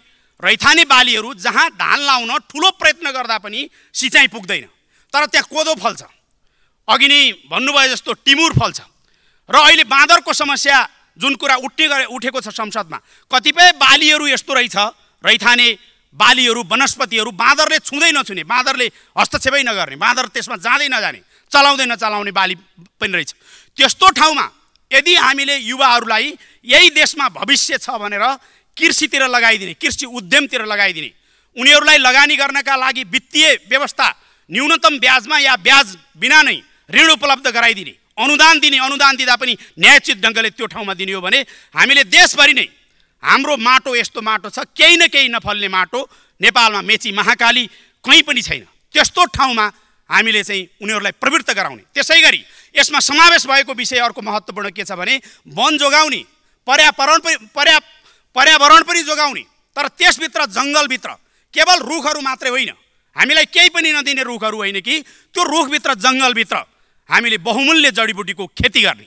बहुमूल्य जडीबुटीको खेतीले हामीलाई वास्तवमै ठुलो उपलब्धि दिन सक्छ, ठुलो आय आर्जन हुन सक्छ, प्रतिफलमुखी हुन सक्छ भन्ने मलाई लाग्छ। त्यसै गरी अर्को एउटा महत्त्वपूर्ण विषय मैले अस्तिको यो सिद्धान्त तथा प्राथमिकतामा बोल्दै गर्दा समय सिद्धिएको थियो। त्यो विषय भनेको के हो भने भौगोलिक हिसाबले पनि विविधतापूर्ण छ हाम्रो राजनीतिक विभाजन समेत, राजनीतिक भौगोलिक विभाजन पनि विविधतापूर्ण छ। जस्तो हुम्लाको नामखा भन्ने गाउँपालिका नेपालका 61वटा जिल्लाभन्दा ठुलो छ। नेपालका 61वटा जिल्ला साना छन्, त्यो नामखा भन्ने गाउँपालिका ठुलो छ। मेरो आफ्नै बाजुराको हिमाली गाउँपालिका 830 वर्ग किलोमिटरको छ, त्यो कतिपय जिल्लाभन्दा ठुलो छ। ती ठाउँहरूमा जनसङ्ख्या छैन। नामखाको जम्मा 3900 जनसङ्ख्या छ, 2420 वर्ग किलोमिटरमा फैलिएको छ। यो भक्तपुर 6.5 वर्ग किलोमिटरमा फैलिएको छ, तर 80,000 जनसङ्ख्या छ। यस्तो विविधता भएको ठाउँमा हामीले एकीकृत बस्ती विकासको कन्सेप्ट, जुन कुरा चाहिँ सुशील कोइराला प्रधानमन्त्री हुनुभएको बेला बाजुरालाई पाइलट प्रोजेक्ट बनाएर बाजुराको बस्तीलाई एकीकृत बनाउने, जोखिमपूर्ण बस्ती, यो रसुवा भूकम्पको बेला जोखिमपूर्ण बस्ती छ भनेर धेरै तथ्याङ्कहरू, धेरै अनुसन्धान र अध्ययनहरू भएका थिए। त्यसैले ठुलो भूगोल भएका ठाउँहरू, जनसङ्ख्या कम भएका ठाउँहरूमा एकीकृत बस्ती विकास गर्ने। एकीकृत बस्ती विकास भयो भने स्वास्थ्य एकै ठाउँमा हुन्छ, शिक्षाको लागि विद्यालय एकै ठाउँमा हुन्छ, क्याम्पस एकै ठाउँमा हुन्छ, ढल खानेपानी सबैको प्रबन्ध एकै ठाउँमा हुन्छ। अनि बाँकी रहेको भूगोल, विशाल भूगोल जुन छ, त्यो भूगोलभित्र अघि नै भनिए जस्तो जडीबुटीको खेती गर्ने, व्यावसायिक जडीबुटीको खेती गर्ने, व्यावसायिक जडीबुटीको खेतीका माध्यमबाट युवाहरूलाई त्यतापट्टि परिचालित गर्ने काम महत्त्वपूर्ण हुन्छ भन्ने लाग्छ मलाई।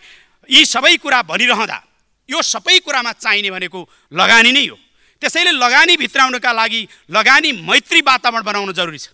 हामी कहाँ सबैभन्दा चुनौती भनेको लगानी मैत्री वातावरण छैन। कोही विदेशबाट लगानी गर्न आउने विदेशीले पनि लगानी मैत्री वातावरण देख्दैन।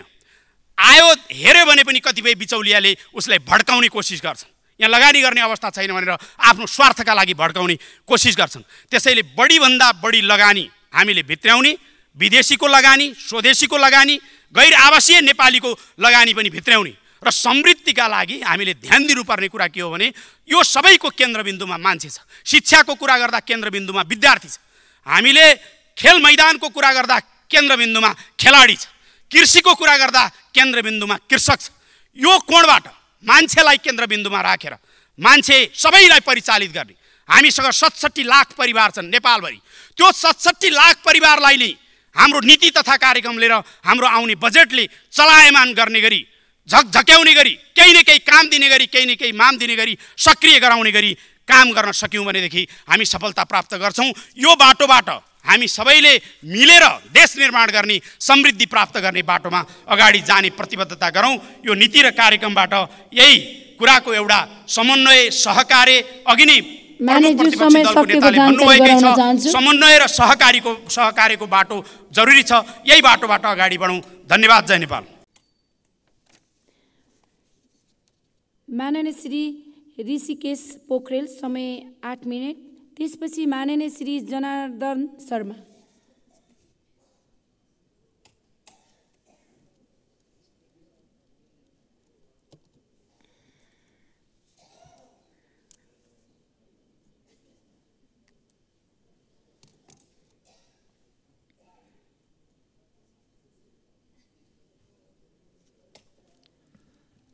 सम्माननीय सभामुख महोदय, हामीले सरकारको नीति तथा कार्यक्रम सुन्यौँ र न नीति न कार्यक्रम, एउटा लयबद्ध निबन्ध यो स्वीकार गर्न सकिन्न र म पनि यसलाई पुनर्लेखनको माग गर्न चाहन्छु। म एउटा विषयमा नछिरौँ भन्ने लागेको थियो। एक लाइन चाहिँ मैले भन्न पर्ने भयो। के सत्ता विपक्षमाथि दोहोरीमा लागेकै हो? अघिल्ला नेपाली कांग्रेसका आदरणीय नेता गणले आफूले 30 मिनट समय लिनुभएछ, नेता भए बापत नै लिनुभयो होला। अरूले लिएको समयमा कमेन्ट गर्नुभयो। म उहाँलाई आग्रह गर्न चाहन्छु कि ठिकै छ त, योगेश गौचनलाई 40 मिनट समय दिनुभएछ भने अघि बोलेका तपाईँका कुरा ठिक हुन्।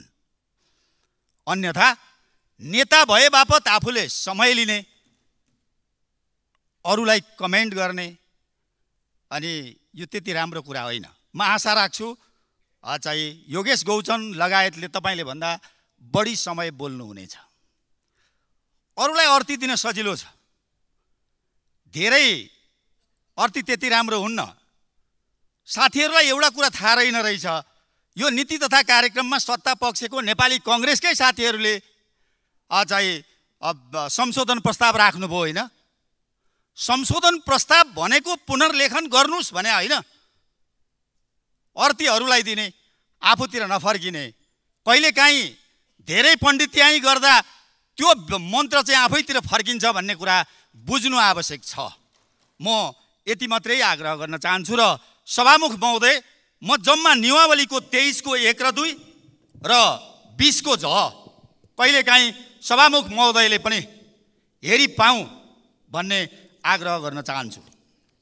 र म योसँग जोडिएर धेरै विषयहरू मेरो अध्यक्षले राख्नुभयो, म त्यो कुरासँग सहमत छु र म पनि उहाँले राखेका विषयवस्तुहरूसँग जोडिएर अगाडि जान चाहन्छु। मैले ती विषयहरू बाहेक अब यसलाई समृद्ध गर्नका लागि साँच्चै राष्ट्रवादी सरकार, साँच्चै यो मुलुकको उन्नतिका निम्ति हो भने केही यसो गर्न सक्नुहुन्छ त किन गर्नु भएन? मसँग केही विकल्पहरू छन्। ती विकल्प म यो सरकारलाई चाहिँ आग्रह गर्न चाहन्छु, तपाईँ संशोधन गर्नुहोस्, राख्नुहोस्, त्योबाट तपाईँको परीक्षा हुनेछ। अहिले हामीले जानेको के हो भने यो संविधानको कार्यान्वयन नै हाम्रो पहिलो कर्तव्य हो। यो संविधानको कार्यान्वयन हाम्रो पहिलो कर्तव्य हो र हाम्रो मौलिक हकको कार्यान्वयन नै हाम्रो पहिलो काम हो। पहिलो काम मध्ये शिक्षा आज सबैभन्दा धेरै समस्या परेको।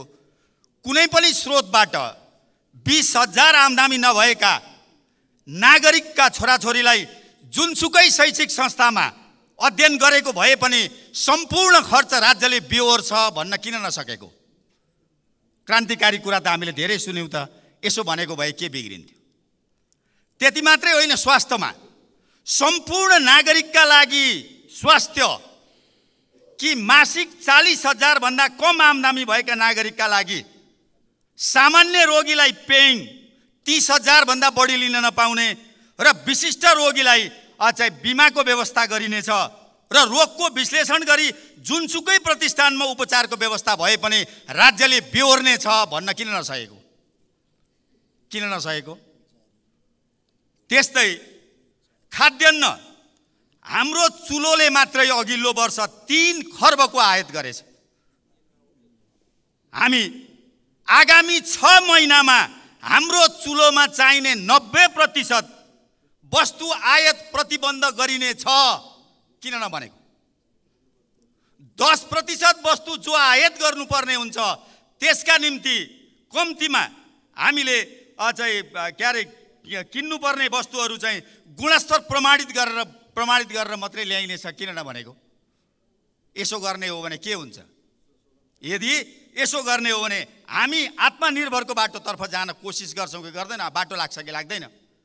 हाम्रो श्रम संस्कृति र हाम्रो स्वाभिमानी संस्कृतिलाई चाहिँ रोजगारीसँग जोड्न सहयोग गर्छ कि गर्दैन? हामी यति मात्रै भनौँ त, हाम्रा सुकेका पहाडहरूतर्फ हजारौँ युवाहरू फर्किन्छन् कि फर्किँदैनन् तरकारी रोप्न? हजारौँ युवाहरू फर्किन्छन् कि फर्किँदैनन् फलफुल रोप्न?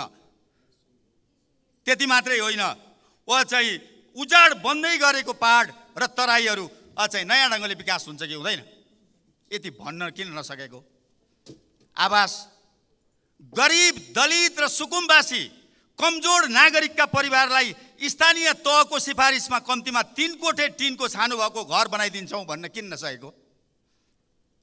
धेरै आदर्शवादी कुरा गर्ने अनि जनताका निम्ति चाहिने विषयवस्तुको चाहिँ नीति ल्याउन किन नसकेको? श्रमका लागि विदेश गएका सम्पूर्ण नागरिकको जुनसुकै विधिबाट जाउन्, उपचार, सुरक्षा र बिमा ती देशमा हाम्रो जिम्मा हुनेछ। किन नभनेको? यो भन्न सकिने चिज होइन। दुर्घटना, मृत्यु र विजयमा फर्किनु परे क्षतिपूर्ति हामी दिन्छौँ। किन नभनेको? यो सरकारले हाम्रा सन्तान होइन विदेश गएका भन्नु पर्दैन? त्यति मात्रै होइन, भ्रष्टाचारको कुरा यहाँ धेरै उठ्छ। मेरो आग्रह छ, कति वर्षको भ्रष्टाचार छानबिन गर्ने? पञ्चायतको र पछिल्लो सबै 20 वर्षको, 30 वर्षको, 40 वर्षको खुसी, तर त्यो तोकिएको वर्ष मानिलिउँ 30 वर्षको गर्ने हो भने चाहिँ राज्यको 30 वर्षको सम्पत्ति के अरे चाहिँ भ्रष्टाचारलाई खोजबिन गर्ने हो भने एउटा आँट गरौँ न। आगामी 6 महिनाभित्र आफ्नो वा आफ्नो परिवारको नाममा रहेको सम्पूर्ण चलअचल सम्पत्ति नेपालको कानुन बमोजिम कानुनी रूपमा प्रमाणित स्वयंले गर्नुपर्ने छ। अन्यथा प्रमाणित नगर्ने र प्रमाणित गर्न नसक्नेहरूको सबै सम्पत्ति राज्यकरण हुनेछ भन्न किन नसकेको? भ्रष्टाचारका ठुला कुरा गर्ने, नीति ल्याउन डराउने, आफू परिन्छ भनेर आत्तिने। यसरी चाहिँ भ्रष्टाचार विरुद्ध यदि 30 वर्षको 40 वर्षको स्वयं छानबिन गर्ने हो भने यहाँ भोलिदेखि फाइल बोकेर सबै भ्रष्टाचारीहरू भागाभाग हुनेछन् कि प्रमाणित गर्नेछन् कि देश छोड्नेछन्। अनि रुवाबासी के को? नीति ल्याउन नसक्ने। त्यति मात्रै होइन, राज्यले त चाहिँ हामीले अगाडि सारौँ न, राज्यले चाहिँ के अरे यी मान्छेहरूको छनौटको राज्य स्रोतबाट तलब खाएका सबै मान्छेहरू, एनजिओ, आइएनजिओ, वित्तीय सङ्घ संस्था र अन्य सामाजिक सङ्घ संस्थामा काम गरिसकेका मान्छेहरू, विभिन्न कम्पनी, उद्योग, सेवा क्षेत्र र व्यावसायिक क्षेत्रमा काममा संलग्न व्यक्तिहरू, नागरिक समाज, अगुवा, अभियन्ता, मिडिया सञ्चालकहरूको चाहिँ सम्पूर्ण विषय चाहिँ प्रमाणित गरेर ल्याऊ भन्नु त? यो देशमा भ्रष्टाचारको कथा हामीले गाइरहनुपर्छ? हामीले जिम्मा लगाएको होइन। त्यति मात्रै होइन, राज्यले गरेका विकास निर्माणहरू आज अलपत्र छन्। त्यसको सही उपचार चाहिँ कम्तीमा कार्यान्वयनको तहमा समय अवधिभित्र कार्य सम्पन्न नभए जिम्मेवारी दिउँ, उत्तरदायित्व तोकौँ। समय अवधिभित्र कार्य सम्पन्न नभए म्याद नथप्ने र योजना बराबरको जरिवाना गर्ने। त्यति मात्रै होइन, 3 देखि 5 वर्षसम्म जेल सजाय तोक्ने भनौँ त? कुन चाहिँ योजना सम्पन्न हुँ? माननीय सदस्य